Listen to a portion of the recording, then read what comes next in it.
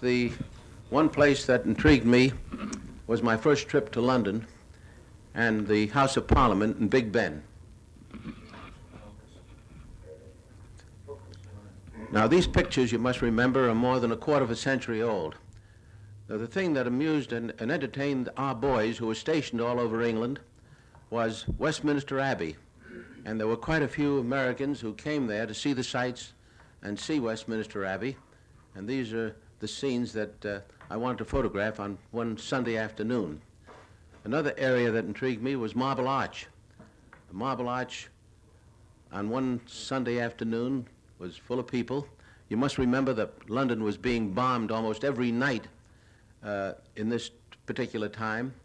And I was photographing these speakers that were addressing the crowds. Every speaker was speaking on a different subject, but the police stood around and watched, and as long as there were no arguments, any strong arguments, nobody was hurt. And the people in the audience were arguing back with the speakers. But these were just typical shots of how we passed the time waiting for D-Day. Most of the children who lived in England, or a great many, I should say, were sent out of the city. But a lot of them had to remain behind. But in spite of a war, they managed to find entertainment.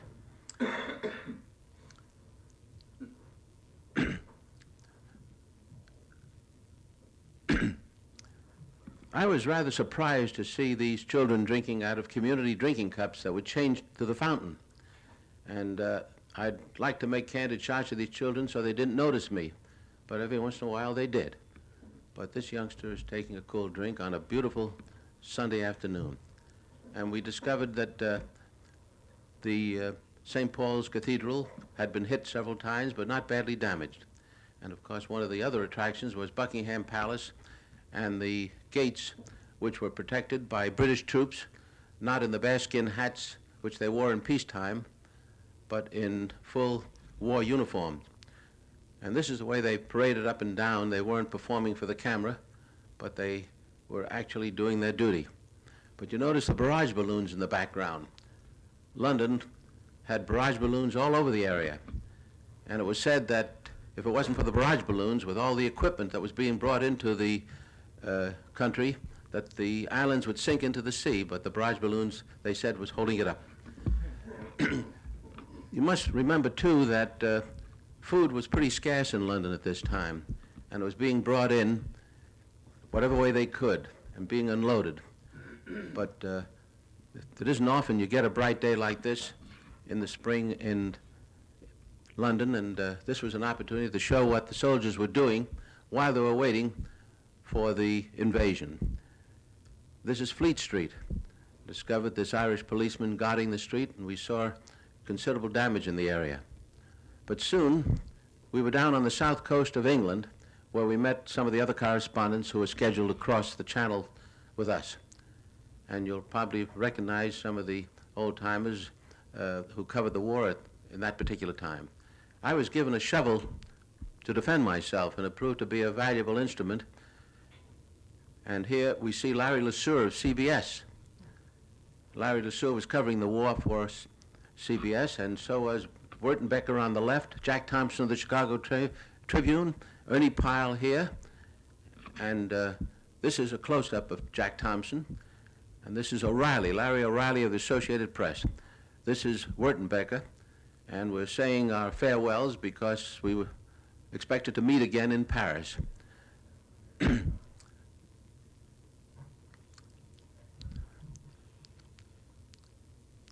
Here on the left we see Clark Lee of INS and Bill Stoneman, who came from Chicago, from the Daily News, and several other of the correspondents were being aboard a military truck to be taken to the south coast. And we went through small British towns, and life was going on as usual. The people were in the marketplace buying food, and as though nothing was going on. But after a 150-mile ride, that's how we felt, riding in an army vehicle. We found Plymouth was pretty badly damaged.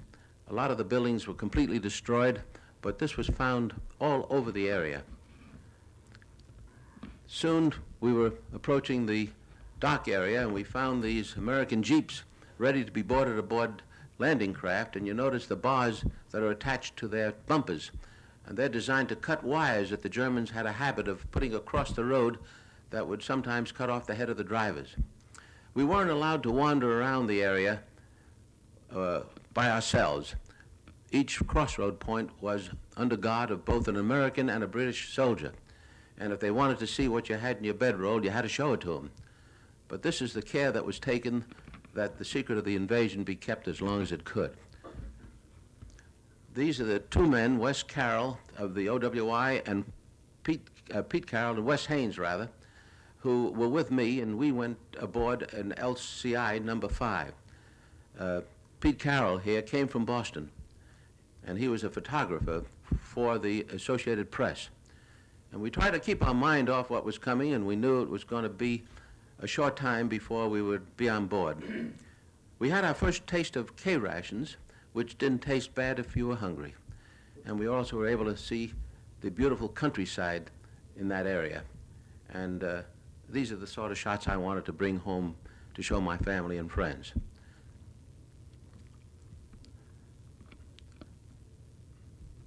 Pete Carroll was using some of his film to make a few shots himself. And soon, we were down at the docks.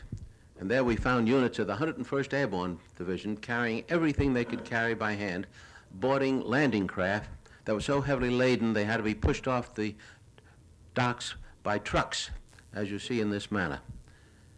And these men were being taken out to larger craft and boarded for the invasion. And here we see several units carrying grenades, bazookas. They didn't have an opportunity to load this aboard jeeps that were not fully available at this particular moment. We were aboard a fleet of LCIs, and here shown with the commander of the invasion group in the center, and the captain on the right, rather the captain of our ship, Lieutenant Patton, was in command of the LCI number 5, and we found out that he participated in several invasions in the Mediterranean area. And we felt rather confident that he knew what he was doing. But we stayed aboard this ship for almost 5 days. This is the commander of the squadron. I remember Lieutenant Patton's name well because we were with him for so long. Wes Haynes was trying to get ready for the trip into Paris. I think he was premature. And these are units of the 101st Airborne Division aboard our landing craft, amusing themselves. And I don't have to tell you who this man is imitating. He was a Notre Dame football player at one time, and I was told later on that he was killed in the action. Of course, every ship had a mascot, and ours was no different, but the boys provided for their mascot's welfare with the making of a life preserver, just like the ones that they wore themselves. And then one afternoon, Lieutenant Patton briefed the crew and told them that we would be sailing that afternoon. And they let out a cheer because this is the job they were waiting for. They wanted to get it done and go home. And here we see the LCI number 4 with the commander moving out into the channel. And this was a tremendous sight to see ships from one end of the horizon to the other. Ships of all kinds. They tell me there was well over 1,000 ships. But even so, we thought this was just another exercise. As we continued on, we felt that we'd be turned around, go back, and try again another day. But when we continued on into the night, we knew it was the real thing. At one time, we had a bit of a scare. They said there was a submarine in the area, and one of the DE boats threw some bombs into the channel. And they exploded, but we never saw any attack at all. Here are some scenes actually taken close to the beach, where the ships made a right-angle turn and headed for the area where we were to land.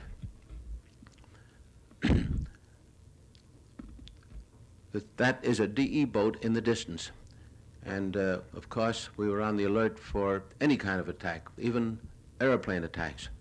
Fortunately, our Air Force did their job well, and at no time did I know of a German attack, except after we had landed, 2 planes attempted to strafe the beach.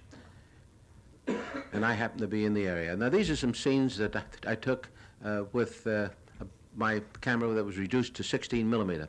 This particular scene of these men going ashore was taken by an automatic camera aboard a British landing craft, and they were the first men to land. The reason it was taken by an automatic camera was because they wanted to have a record of what happened should the landing fail. At least they might have a record if they were able to recover the film of what happened and how to avoid it if they had to try another attack. But here are some scenes landing on the Utah beach, and this is the way we went ashore. This is, again, is at the British beach, but you notice the men didn't dash ashore after being aboard a landing craft for 5 solid days. They just walked slowly and cautiously, fearful of bombs and mines that were sown in the area. You notice they had their rifles wrapped in cellophane. But this is the way we had to go ashore. And I needn't tell you that a lot of the boys didn't make it. Here's one of the famous scenes taken from black and white film of 2 men being shot down right before your eyes. Here is Pete Carroll and Wes Haynes carrying our own equipment, and the ship is grounded on the beach. The section of the beach we were on was being attacked by enemy fire, and in the previous shot you could see a bomb actually land not too far from where we were. There it is again.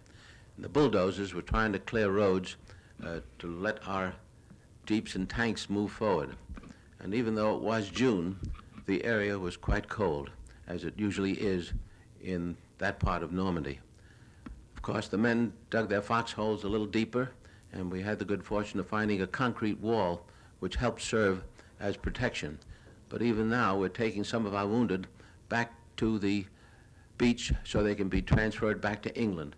But when the tide went out, the ships could not come in close, or those that went aground had to wait for tide to be refloated if they weren't hit. We stayed on the beach the first night and lived in a foxhole, and soon we showed some of the first prisoners taken in the area late the first day who were captured close to the beach and were sent back to England because there was no room to keep them there. This is our first command post, where General Collins on the left is talking to some of his officers. And we were able to get some of the first hot food at this place, and I didn't realize how hungry I was until I saw these pictures. There's Larry LeSueur again and Bob Landry on the right. Bob Landry was covering the war for Time and Life. And although it kept me very busy for 8 solid days, I used up all the film I had and decided to go back to France to get some more and probably to get a bath. I hadn't had my clothes off during that entire time.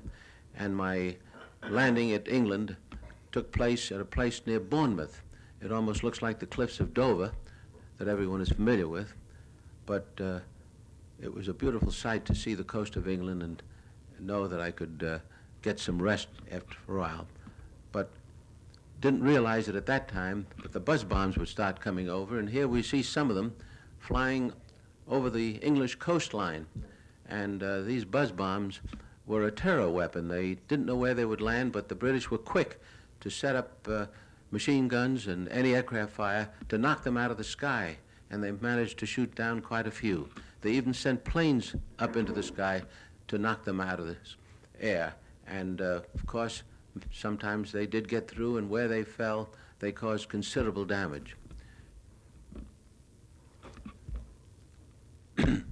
But you must have missed that pretty good shooting. There's one actually coming down, and it landed in the London area, and wherever they landed, they caused considerable damage.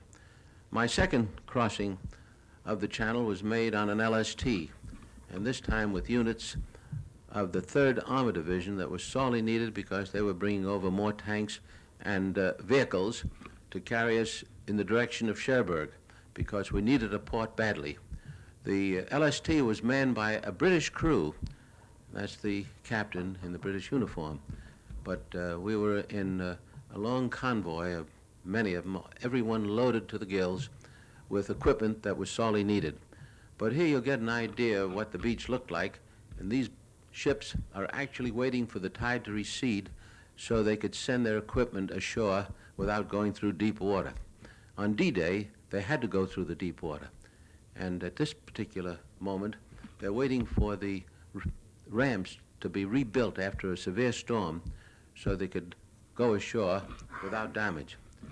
Now, you can see the problems they had on D-Day because when the landing craft hit the sandbars, the men started wading ashore and found deeper water ahead, and those that had their life preservers too low around their waist turned turtle, and many were drowned. But these are units of the 3rd Army heading in, crossing the deep spot just ahead of them, and headed toward Cherbourg itself. This was a remarkable sight, and the ships were lined up as far as the eye could see, bringing supplies ashore. We needed Cherbourg badly because we thought we could use it as a port, but we found that Cherbourg, shown here, was pretty badly destroyed by the Germans themselves. They destroyed the docks, which we thought we could use, and it took them, if I recall, almost 2 months before we could bring a ship in. They set up mines and destroyed the famous Cherbourg docks where the transatlantic liners used to land.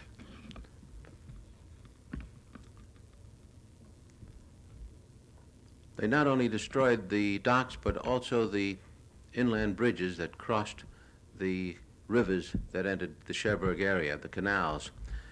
This is one of them was destroyed by the Germans.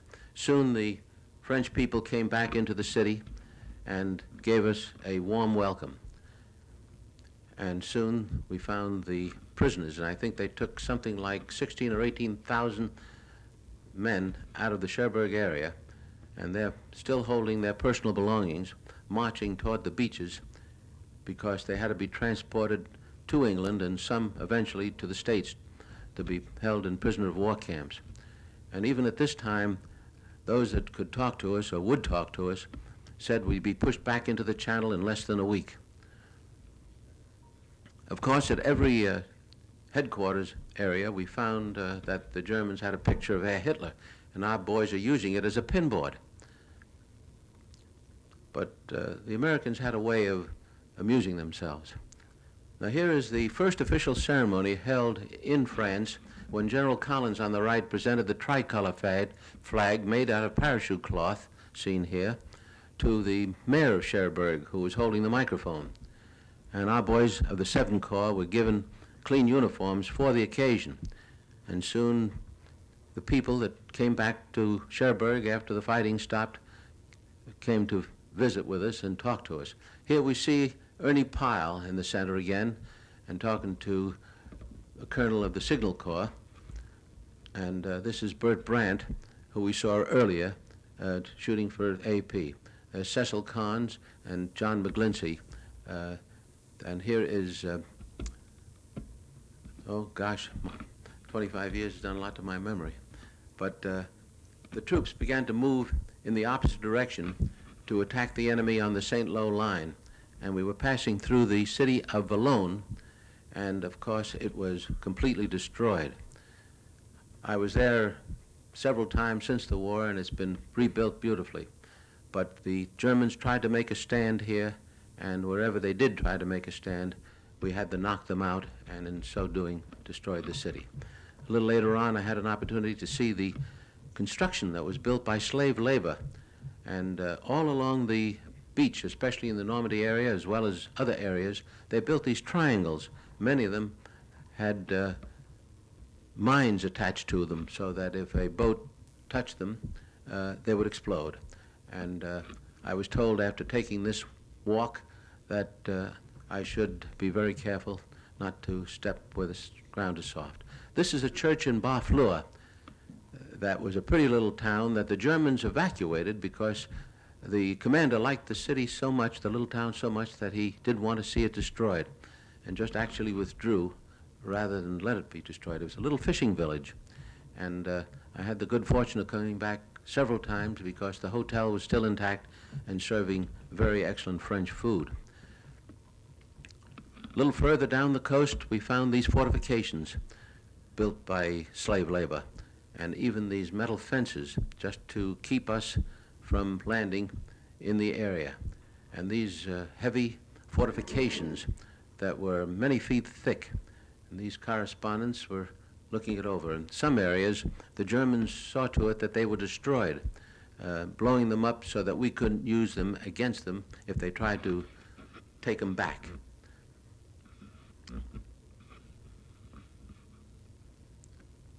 They even destroyed their own weapons. But we noticed that the walls and fortifications were very thick and very strong.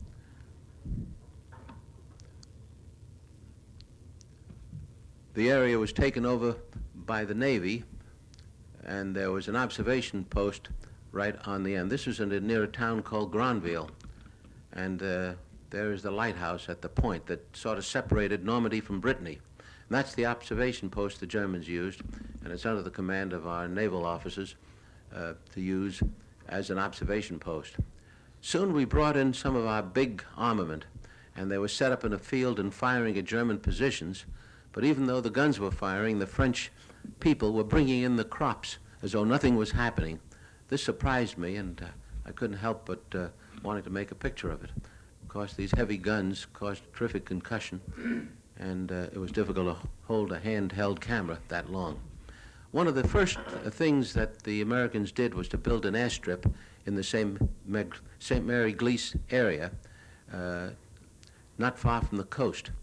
And they used a strip that was supported by metal wire to keep the planes from sinking into the ground.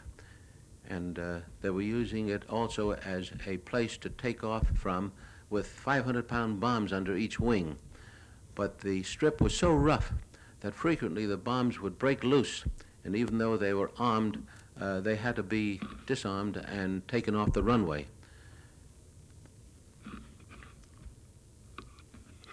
These are P-47s that they were using here, and there's one carrying a bomb under each wing to attack the enemy deep in behind the lines. You notice these two planes taking off at once, raising considerable dust, but managing to get off a very short runway. And here you notice a plane, you notice the buckle under the wheels.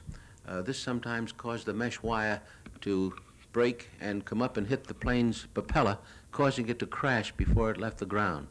And here's an unfortunate accident, two of our planes.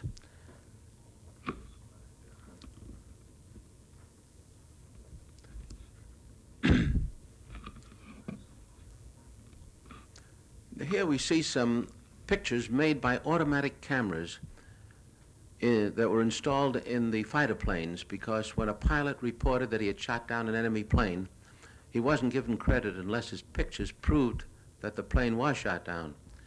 And these automatic cameras would operate in conjunction with his machine guns.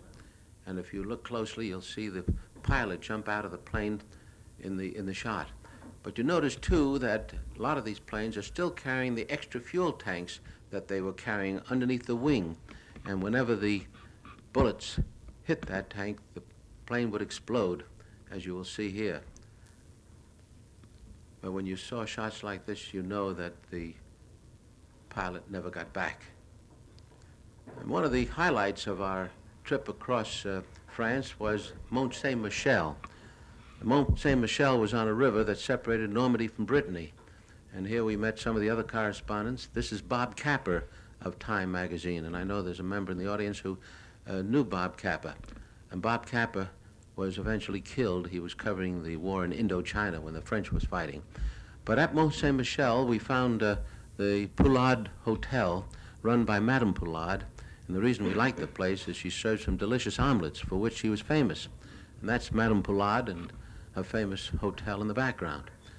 And a lot of the correspondents gathered here to fight the war from this point, because we were closer to the front line, if you could call it such, than we were at our main bases. And there we see the river that separates Normandy from Brittany. This is a beautiful little island, and the building at the top is a monastery that was still intact. It was not destroyed at all. And here are some of our GIs looking over the sights of the monastery, being shown around by a woman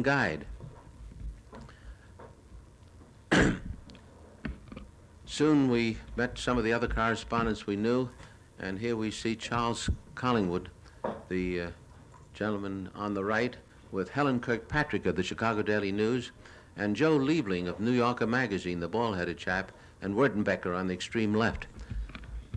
Liebling wrote many stories for New Yorker Magazine, and he died not many years ago. This is Charles Collingwood and Helen Kirkpatrick of the Chicago Daily News. This is Ernest Hemingway. Hemingway was covering for Collier's Magazine, and we met him at Mont St. Michel. Here he is seen talking with Bill Walton, who incidentally became a fast friend of President Kennedy. And these are just moments that we could take a little time out to rest. There's Helen Kirkpatrick, and the man in the center in this picture is Bill Stringer, and he was killed trying to get into Paris. One of the things that correspondents tried to do was to get into Paris before anyone else, and he was hit by an 88 shell. But this is just a moment of relaxation. We had a few, and of course, these are the shots I wanted to bring home to the family and friends. But the little island was very quaint, and it was a very old place, but it was fortified in several ways. We discovered that the beaches in the area, especially when the tide was out, would be high and dry, and they put those sticks in the sand to keep our planes from landing. We found a little family of 3 brothers, and even the tall blonde one is a boy, I found out later, because their grandmother is taking care of them. Their parents, I was told, were killed at the Battle of St. Lo. One afternoon, rather late, I walked out behind the island because as the sun was setting, I could get some interesting shots of the island from the seaside, because they have an extremely high tide here and would leave the island high and dry, but the tide would come in real fast, and there was always danger of quicksand, so I didn't stand in one place too long. But the receding waters left this unusual design in the sand. We didn't stay at Mont St. Michel very long, but continued on deeper into France. In fact, I went into Brittany for a while and discovered that the boys had found a lake there, which we'll see in a moment. But the countryside was beautiful. It was during the summer, and the crops were still in the field. But our boys, after washing out of a helmet for many weeks, decided to use this beautiful lake for a bath. They were permitted to do so because they were fighting the enemy at an area called St. Malo. And incidentally, you probably recall the Germans held out at St. Malo for many months, almost to the end of the war. And, of course, it's the American sense of humor that helped them win the war, too. But here are some of the correspondents that we sometimes travel together, and we found a little river that proved to be useful as a bath.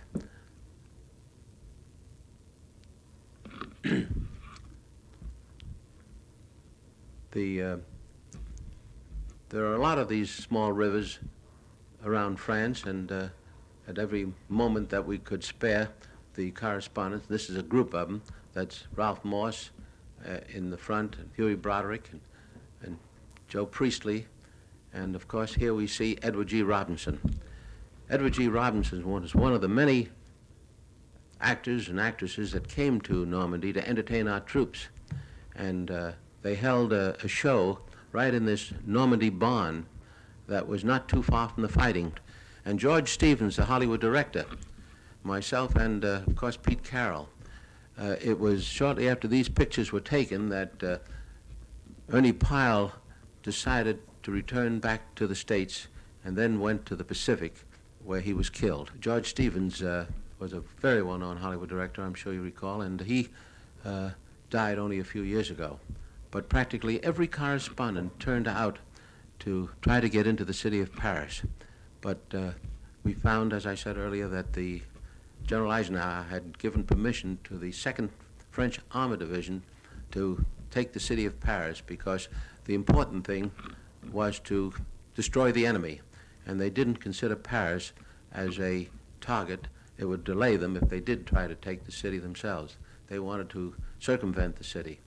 because they wanted to give the honor to the French. General Leclerc was in command of the 2nd Armored Division, and he refused to let the correspondents accompany his force to get into the city, simply because he didn't want any shots made until he had the city secure. We were glad to see Paris because it was a city of great beauty, and we were amazed at the way the people turned out. And these are some of the shots taken on the first day of liberation. I just didn't nearly get enough of these shots because there was too much to do. And soon General de Gaulle came into the city and paraded down the Champs-Élysées. And here he is taking the salute and receiving some flowers from a French girl. It must be remembered that de Gaulle was not well known at this time, and very few people could listen to the radio reports that told about his work in England prior to crossing the Channel. But soon he became very popular. It seemed as though everybody in Paris turned out to see de Gaulle. And he was marching down the Champs-Élysées at this point, and it was a tremendous sight to see. Later in the day, our own troops paraded down the avenue, and this was something that made us all proud. And here's de Gaulle parading, and suddenly firing opened up from forces that were left behind, and they thought from the FFE and some of the fascists that were still in the city trying to panic the people. But if you stuck your head out a window, you were bound to lose it. And this went on continuously for several hours. In fact, I was in the middle of this thing, and these are shots that I took of people lying flat on the ground. They'd get under our car. We couldn't move the car while they were trying to get the people to stop shooting by raising white flags. But it went on continuously, and although it was small arm fire, de Gaulle just stood his ground. Mother wasn't taking any chances. But this is the way the streets of Paris looked on the day of liberation. They did catch some of these people who were responsible for the shooting, at least they told us that, and unfortunately they beat them to death right on the spot. It was a rather ugly sight to see, but somehow it was the war of nerves. Some of the buildings still contained Germans that were at headquarter points, and they were sworn at by the French. These are some shots made late in the day of the American troops marching through the streets of the city on their way to the front lines. Wherever we stopped, the French were there to trade champagne for cigarettes and to talk to us and find out what was going on. We were able to see the city. It wasn't badly destroyed. There was some small arms fire. The lion lost his tail.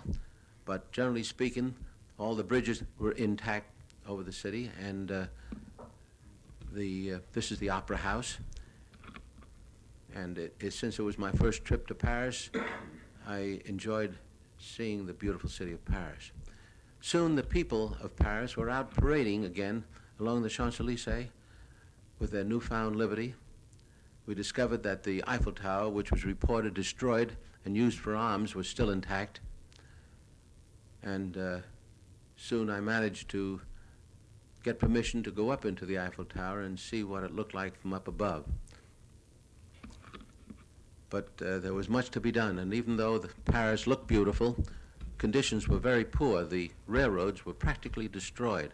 There was no way of bringing in food. In fact, when we were coming down the road, we saw large trucks waiting to get into the city, loaded with all kinds of foodstuffs to support the city, which was in dire need not only of food but of coal, because at this time it was getting pretty cold. It was late in the year, and there was no way of getting supplies in.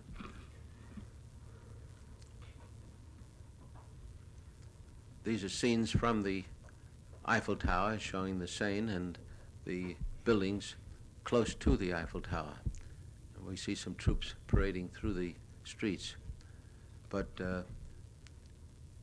we had to move on, and soon I had to leave Paris and found myself in the countryside beyond Paris and went into Belgium, where I managed to get into Brussels.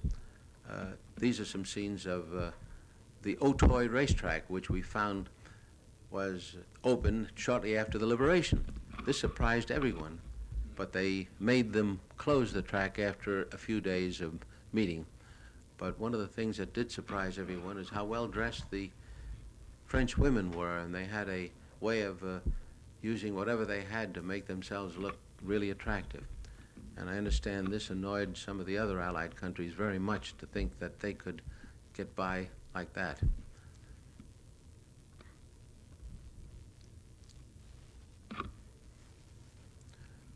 They even opened up the art galleries along the streets, and we didn't know whether they were permitted to do this prior to our getting there, but they certainly opened up for business very shortly after we arrived. We found a painter at work in the old quarter of Paris, and shortly after leaving Paris, I was in an area called the Ardennes. And the reason I took some of these shots of the countryside, because the weather was turning cold and the trees were turning their fall colors.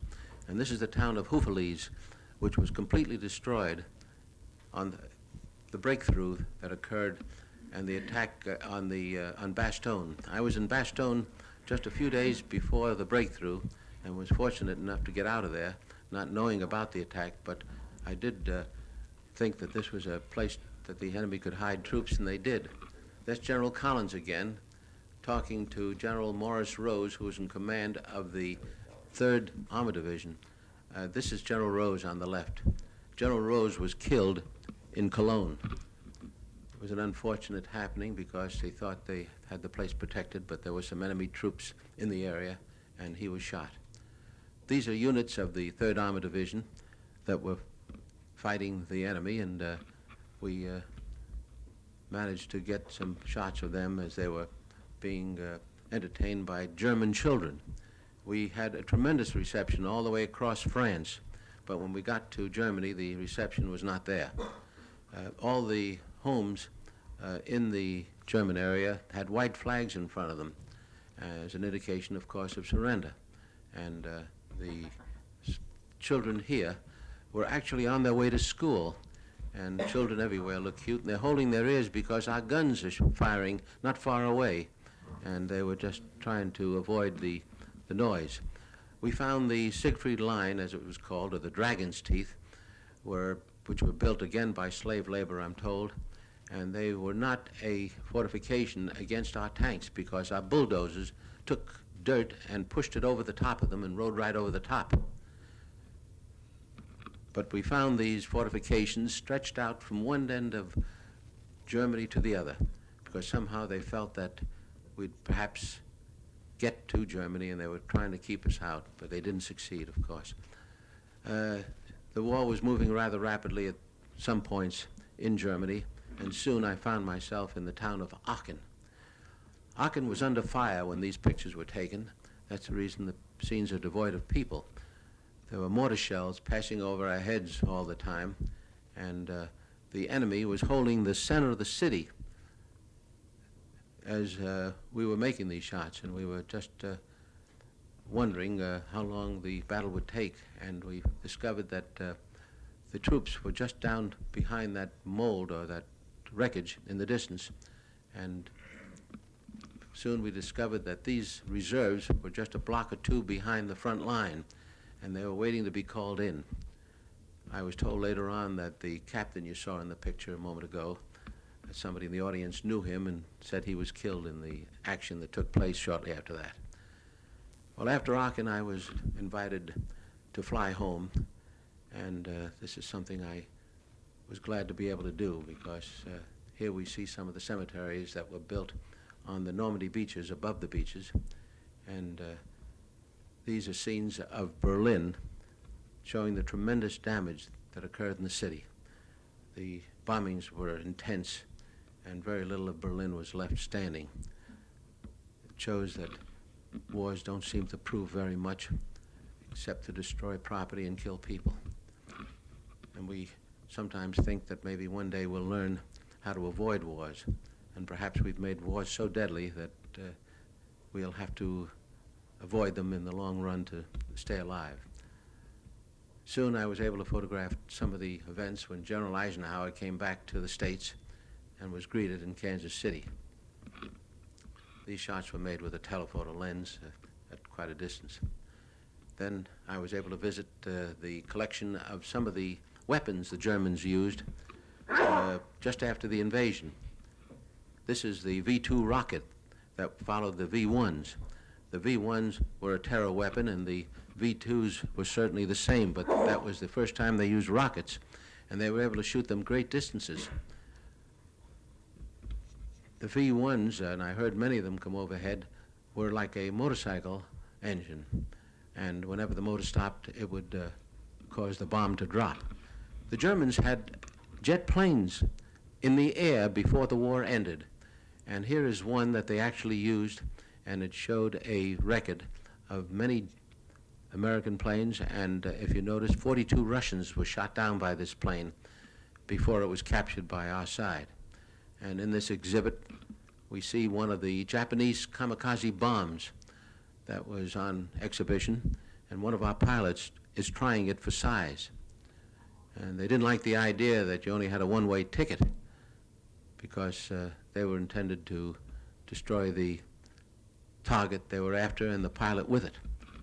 This plane, I was told, was built by the enemy to bomb New York, and it could fly the ocean and back, and they appropriately named it Alles Kaputt.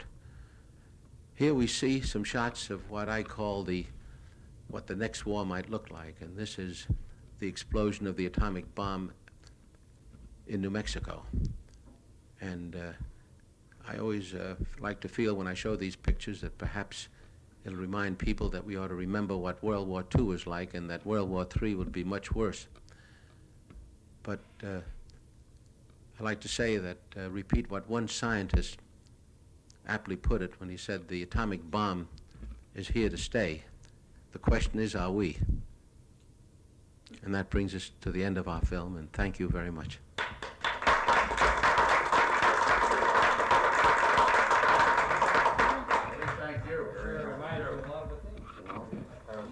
Pictures of Plymouth and Weymouth and English Channel. Very familiar. Very familiar. You remember it. Well, the pictures have lasted. They're beginning to fade, I'm afraid. And I guess in time, I fortunately have a print of it, and try to keep them fresh as long as I can. They're remarkable, I think. Well, thank you, sir. These were shot, of course, at moments of relaxation. I did many thousands of feet in 35 millimeter, which were used in theatrical release. But you needed 4 hands to operate 2 cameras. You must have had to guard your film, didn't you, pretty closely? Well, I have a little secret to tell about the film. I took along a limited amount of film, but the Signal Corps, whenever film was out of date, would not want to use it. If it was 1 day past the date line, they'd destroy it. And I managed to get some of it, and it proved to be perfectly usable, and I was able to get it. Some of the film was processed in England, and one roll that was very green was used in, it was lost for a while, and then I had it processed and the color didn't come out as well. But they tell me that this is some of the few pictures that were made in color of the invasion. But the idea was to bring back pictures of some friends who are no longer with us anymore. We appreciate very much. Thank you very much, gentlemen. I appreciate your kind attention. Thank you.